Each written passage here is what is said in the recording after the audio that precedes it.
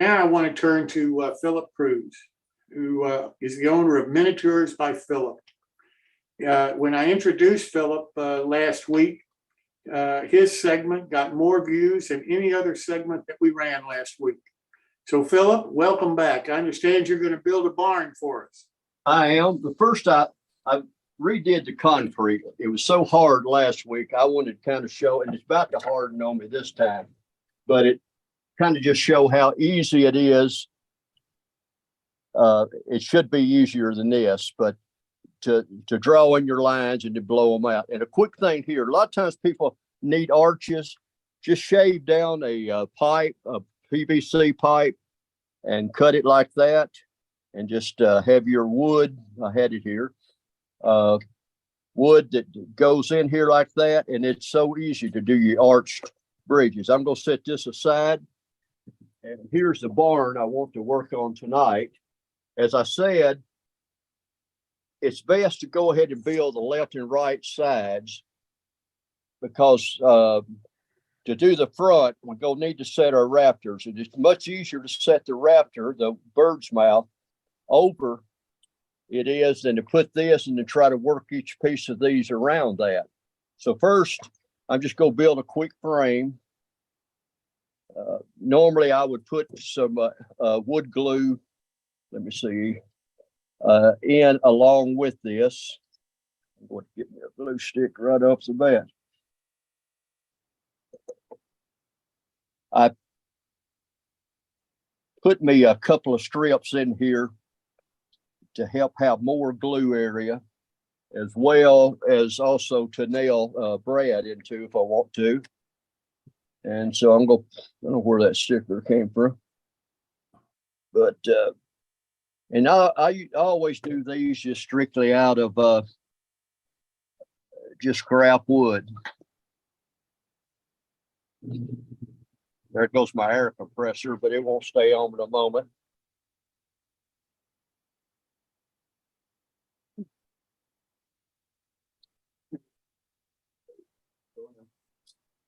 Get these in. I'm going to show you the easy way to do rafters. Get your cut your bird's mouth, get your angles and all of that. See where my other piece is. Seem not cut for. Anyway, this will hold together while I do what I want to do. So what I need to do to determine the rafter length is to find the overall, which is 8 5/8 on this one, and find my ink pen. So I'm going to need to be 4 5/16 will be the center. Well, the thing wants to glue together. And what I do is I've cut some little strips that I will use as rafters. And I just simply turn the building on its edge, get that notch off, and I will get about the angle that I want for the roof and simply draw the bird's mouth. And I take another stick and try to just line it up straight, same distance from here to here, here to here. And I just draw my angle. And then I go to the saw, as I've already cut the one out, and I will mark this as my pattern. And then I just sit down and draw my other ones out. I'm going to need to cut 4 here real quick. I should have already done this. Always be sure they're lined at the top in case one is thicker than the other. That will they'll still be the same height on your barn. Let me get one more here. Sorry about this. I should have had 4 cut because no, this is going to take a little time. Just marking them. Well, I'll tell you what, I'm going to try to do it with just 2 to show you what we need to do. So, Tom, if you'll swing around behind me, I'm going to cut Sorry, I'm moving so fast. Uh,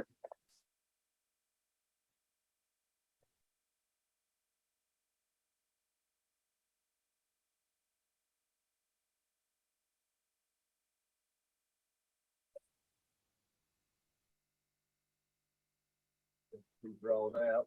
So I would just normally just put these on, glue them at first.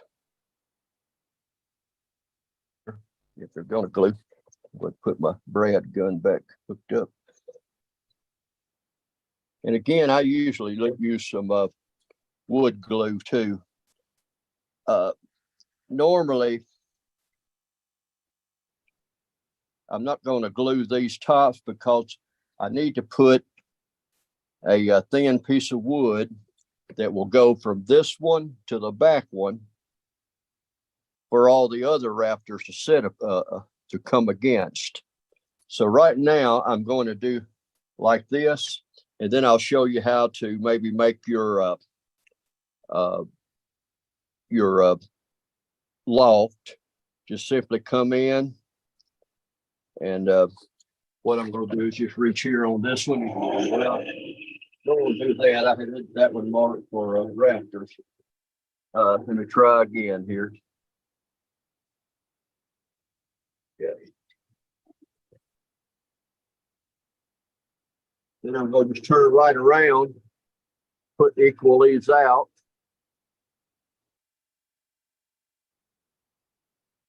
And put this in.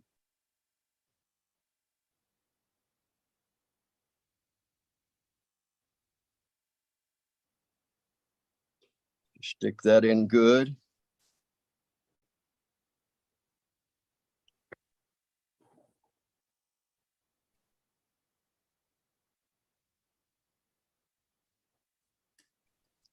Then I'll just measure. Sometimes I'm lucky on this and I don't keep wanting to use my rafters.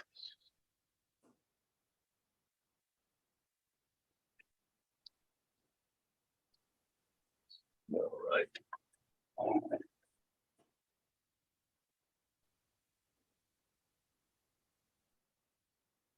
A little bit short. What I normally do, I won't do right now. I run a brace across the back of this that glues to both of the vertical pieces, and it just helps to tie everything together. I would put it like here. You can come on out and draw your angles and just glue that. That gives everything just more support. For instance, on this one, I would probably go ahead and raise this up just a little so it don't sit right over the door. And just put a little glue. And you can shoot brads in here, or if you use wood glue along with this, it's going to be stout enough. Now, no, I didn't do this one quite. I'm going to cut this this down a little bit. Try to just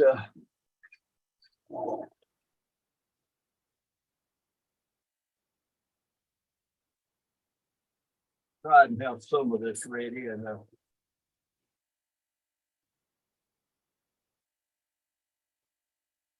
what I do, I'm going to quickly show you how to do this instead of having to use all these alternating planks.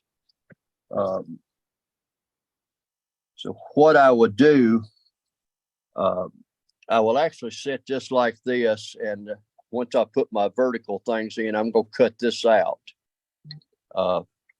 And so the way I do this, I would take a piece of wood that I have sliced down. All right, time I need to move over to this one again. And then I would just simply raise this up a little bit. Simply cut that. Then I will cut my top piece off.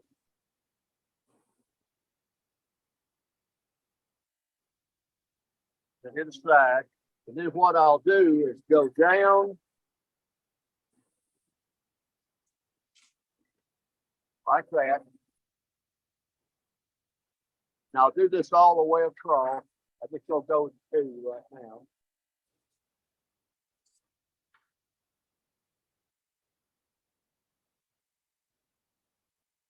Then I would come back, cut in like forward there. There's one of those. That gets it the, looks like each individual plank. Then when I'm through again, I'd glue this back on. I can't, Phillip, you're breaking up. I can't hear you. Oh, okay. Okay. Is your That's sound better. up? Yep, that's better. That's where we're moving around. Oh, okay. I'm sorry. I should be able to stay.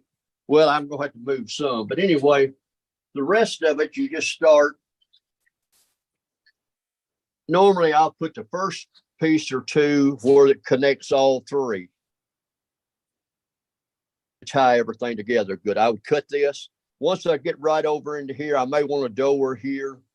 I will start splitting them because the barn's gonna be tall and generally it would take two boards. So I'd run this all the way over to the once I put my little pieces in here for the door where they rest against, and then I'll cut that out right against these vertical pieces. I like to get a few pieces on before I do that so it holds everything in place. So this is what I would do next. And like I say, several pieces are marked on the backside. And you can do this with popsicle sticks or whatever, just cut that off. I mean, you can paint them gray. I had a barn over here today, right here, that I kind of grayed up by using a mixture of black and brown. I guess it'd be for one of the smaller trains, repair shop. Then I've got some of the other little small buildings over there. Another thing I want to show you, easy thing to do is a red barn, for instance. All I did to do this, of course, I just drew it out, a piece of plywood. I went to my table saw, as I showed you last week, set it on a 45 where it just barely comes up. And it'd be better if you didn't have these, because I realized once I did that, I couldn't follow. I had to just hand do it.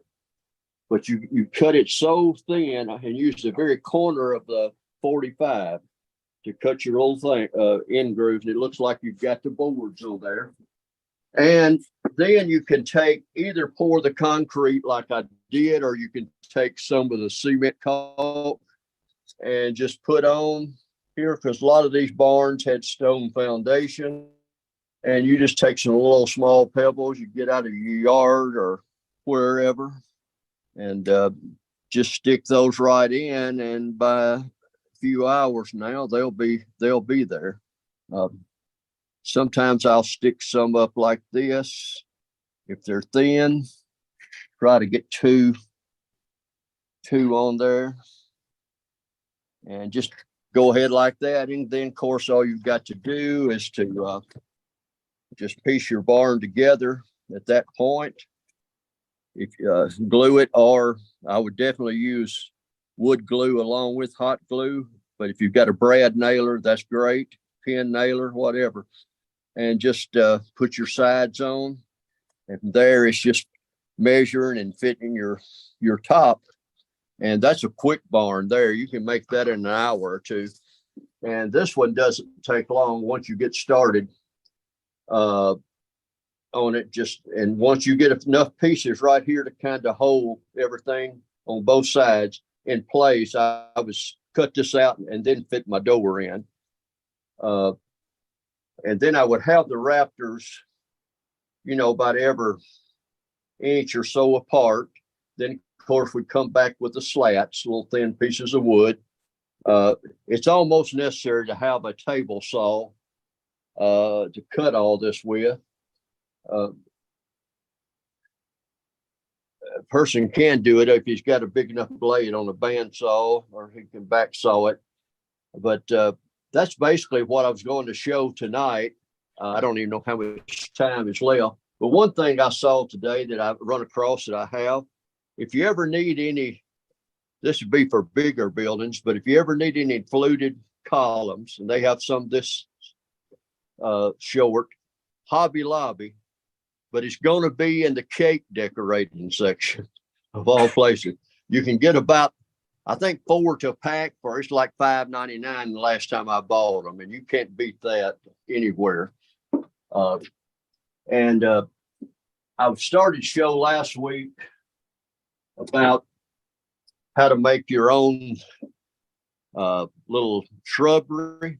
Just take a foam, and no, I do it on the bandsaw. It wants to jerk it out of your hand. You really have to concentrate on what you're doing. But you can, I have used a Dremel. I forget which type blade I used, but you just kind of cut it to the shape. If this scissors will cut, you need a good pair of scissors, but cut it to shape and have no square corners, just completely almost rounded. And then you just, with a good pair of scissors or something, you just tear it pretty well, just tear it at different places. And this pair is good for that if it wouldn't lap over itself. But you can do that, or you can make shrubbery, hedges and things like that, kind of cut into it and just painted a couple of variations of green. Because this stuff is, you buy it already made, it's high.